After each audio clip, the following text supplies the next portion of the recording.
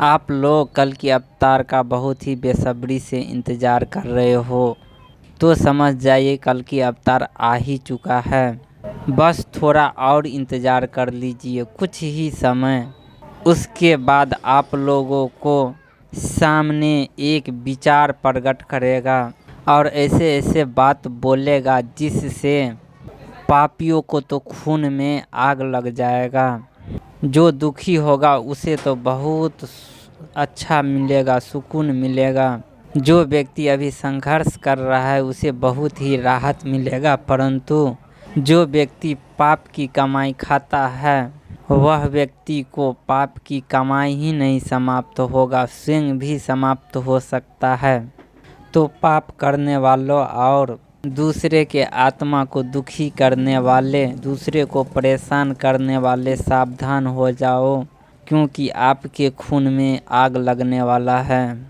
और जो दूसरे के कष्टों से परेशान हैं वो खुशी मनाओ, क्योंकि वह तुम्हारा दुख हरने के लिए आ रहा है। वह अवतारी पुरुष पापियों को काल बनकर आएगा। और जो व्यक्ति दूसरे द्वारा दिए गए दुखों से परेशान है उसे बहुत ही राहत मिलेगा। जो व्यक्ति दूसरे को परेशान किया है दुनिया के कोई भी कोने में छुप जाए, चाहे 7 समुद्र पार क्यों नहीं चला जाएगा, उसे ढूंढ करके और उसे अपने कर्मों का बदला अवश्य देगा। बड़े से बड़े पद पर बैठे व्यक्तियों को भी नहीं छोड़ेगा, क्योंकि वह इतना शक्तिशाली होगा कि उसे कुछ भी बिगाड़ नहीं पाएगा। दुनिया का कोई भी इंसान में ऐसा शक्ति नहीं है जो उसका विरोध कर उसे कुछ करने की साहस करेगा। शुरू में तो सब लोग उसका विरोध करेगा, क्योंकि उसके बात ही कुछ ऐसा उलट फेर वाला होगा जिससे सभी को दिल में बहुत ही छेद कर देगा। परंतु धीरे धीरे समझ जब आ जाएगा कि यह कोई नहीं, यह अवतारी पुरुष है, तब जा कर के सभी के दिल में एक दया का भाव उठेगा और पापियों को जो दंड मिलेगा उससे सीख लेगा और सभी अपने रास्ते पर आ जाएगा।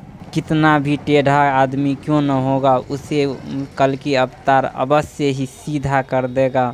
जैसे सांप कितना भी टेढ़ा होता है लेकिन बिल में सीधा ही होना पड़ता है, उसी प्रकार से अभी कोई भी इंसान कितना भी टेढ़ा क्यों न हो, कल के अवतार को आने दीजिए, सभी को सीधा कर देगा।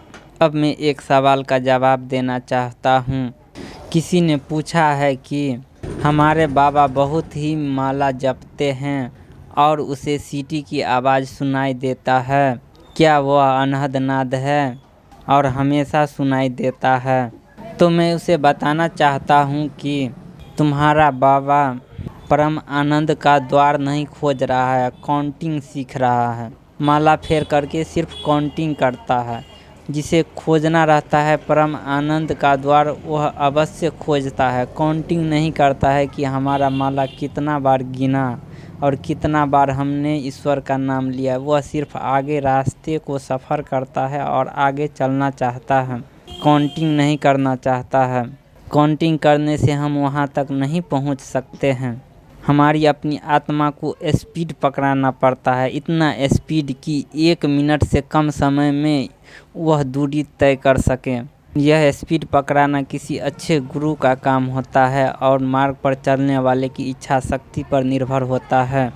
आपके बाबा का जो सीटी का आवाज़ सुनाई देता है वह ज़बरदस्ती आगे चलने का कोशिश किया है और आपके बाबा का एनर्जी वह माइंड के उस हिस्से में जाकर के फंस चुका है जिससे उसकी आवाज़ सीटी की तरह सुनाई पड़ता है। परंतु इसका इलाज है, उससे पहले जितना भी रास्ता है उसको साफ करना पड़ेगा और फंसा हुआ एनर्जी अपने घर वापस आ जाएगा तो तुम्हारा बाबा ठीक हो सकता है।